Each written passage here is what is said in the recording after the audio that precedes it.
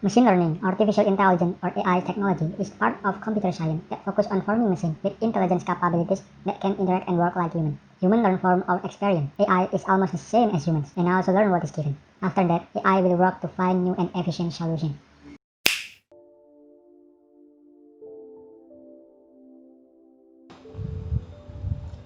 What is AI? Setelah saya menonton video 5 dari InSpace Architect of Mars YouTube original, saya menjadi punya gambaran bahwa AI merupakan bagian dari ilmu komputer atau pemrograman yang berfokus pada pembentukan mesin dengan kemampuan kecerdasan sehingga dapat berinteraksi dan bekerja seperti manusia. Manusia belajar dari sebuah pengalaman. Sama halnya dengan manusia, AI juga belajar apa yang diberikan. Dan AI akan bekerja untuk menemukan solusi baru dan efisien. Kalau menurut saya, setelah nonton episode ini, AI itu adalah perwujudan komputer atau perwujudan non biologis gitu ya, sebagai perwujudan non biologis yang seharusnya bisa membantu kita dalam segala aspek. AI itu seharusnya bisa membantu kita melakukan pekerjaan-pekerjaan teknis, melakukan pekerjaan-pekerjaan do the labor, do the math and so on gitu. Jadi kita cuma kasih konsepnya, nanti mungkin suatu saat kita bisa gitu ya, kita cuma kasih konsepnya, mereka yang punya formulanya, mereka yang do the math, dan akhirnya mereka do the labor, kita cuma ya udah duduk sambil ngetik. We're whiling away the hours as disaster looms, fiddling while Rome burns. We're good on snow, Trev.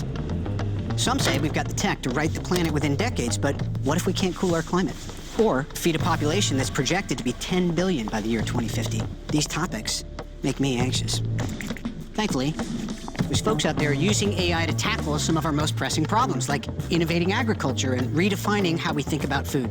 And oh yeah, if things really do go south, building a new home on another planet.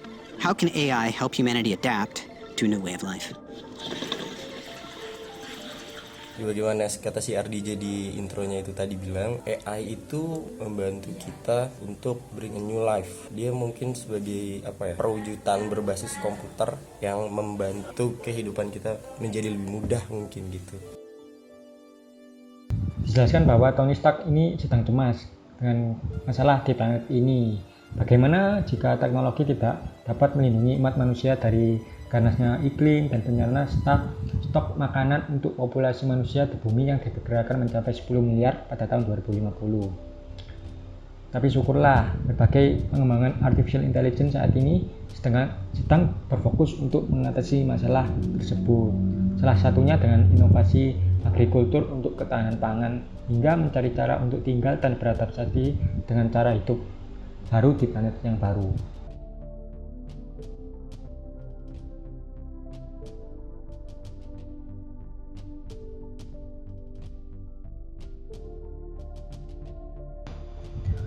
Jadi dalam hal ini AI bekerja membantu para space architect untuk menemukan dan mempelajari jutaan opsi desain, membandingkan iterasi satu sama lain, hingga menentukan desain rumah yang paling optimal untuk dibangun di planet Mars, yang mana bila dilakukan manusia sendiri dapat memakan waktu yang sangat lama. Syukurlah. It's a toxic cocktail of mostly carbon dioxide. There's basically no gravity, no water.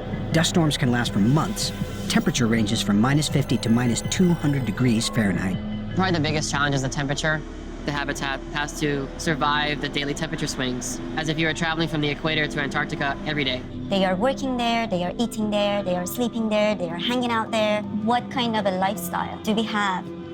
It should keep you protected from that dangerous outside, but it shouldn't give you the feeling that you're in prison. There's a few, you can call them like atmospheric gradients in here, loud to quiet. Another one could be dirty to clean, and the third one, dark to light. The AI, by doing lots and lots of iterations, and discovered a very optimized result. That concept of this kind of a vertical egg shape is actually going to perform a lot better for a variety of reasons.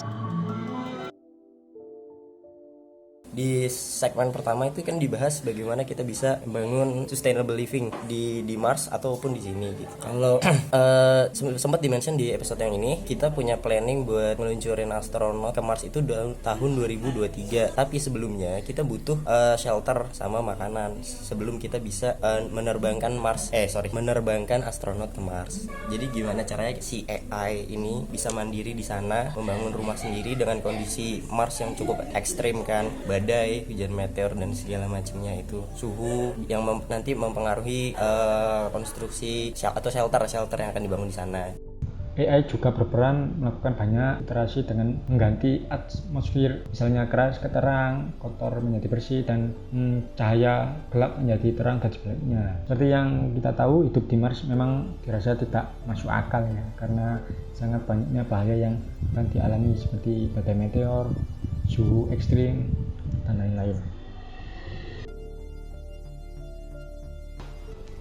Setelah mengetahui banyaknya bahaya dalam planet Mars, maka tidak mungkin bahwa jika manusia yang membangunnya di sana, diperlukan robot AI untuk membangun bangunan di Mars dengan menggunakan kamera dan diprogram sehingga sistem benar-benar memahami apa yang dilakukan. Robot AI ini juga digunakan untuk menentukan, membuat, dan memproses semua bahan mentah itu sendiri. Bahannya adalah campuran basal, batuan biasa di Mars, dan plastik polimer yang terbuat dari jagung.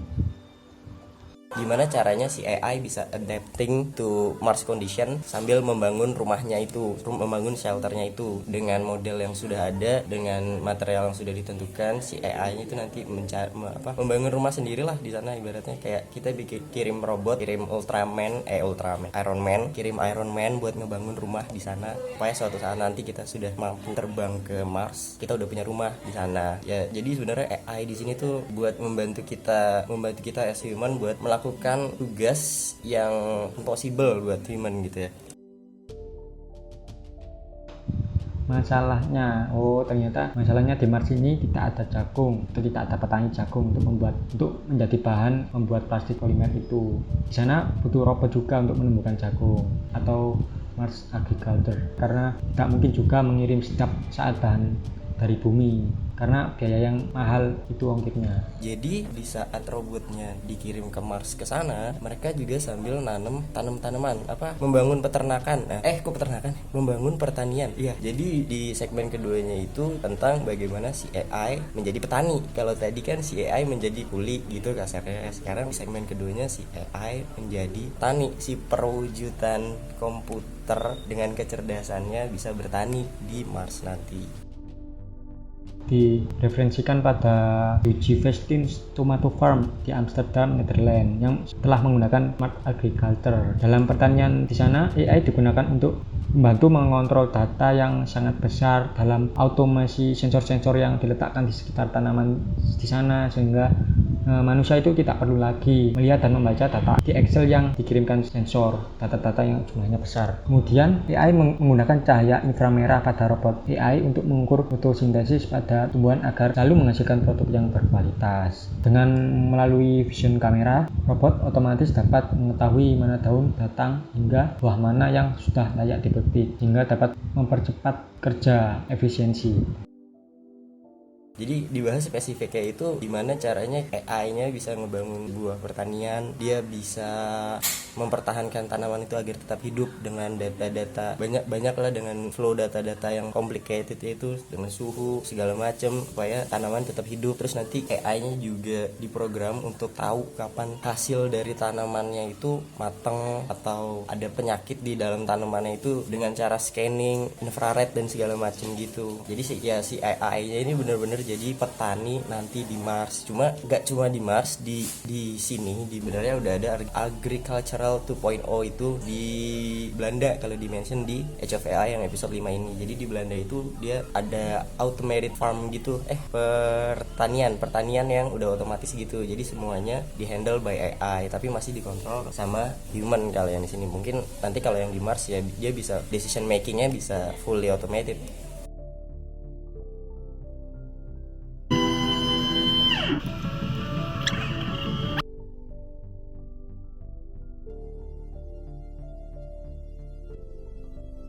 Dalam video tersebut sebenarnya menggambarkan cerita perjalanan tim AI Space Factory dalam kompetisi NASA 3D Printed Habitat Challenge, yaitu kompetisi pembuatan sebuah bangunan masa depan di Mars dengan beberapa ujian. Meski tim AI Space Factory ini gagal dalam ujian pertama dan kedua, tim ini berhasil menjadi pemenang karena bangunan berbahan berkualitas dan dapat menahan tekanan ekskavator hingga 90 ton. Kekuatan dan ketahanan bangunan di Mars menjadi sangat penting mengingat banyak sekali gangguan atau bencana yang terjadi di planet Mars. Sekian presentasi dari kami, kurang lebih dan lebihnya kami mohon maaf yang sebesar-besarnya. Semoga bermanfaat dan wassalamualaikum warahmatullahi wabarakatuh. That's it. Jadi kayak Iron Man, kayak Tony Stark, cuma ngobrol sama Jarvis terus tiba-tiba semuanya jadi gitu, satu gedung semuanya udah jadi sama si Jarvis yang ngerjain, Jarvis yang do the math, bla bla bla. Tony Stark cuma kasih konsepnya doang, ini begini, ini begitu. Ya mungkin itu seharusnya what's AI supposed to mean.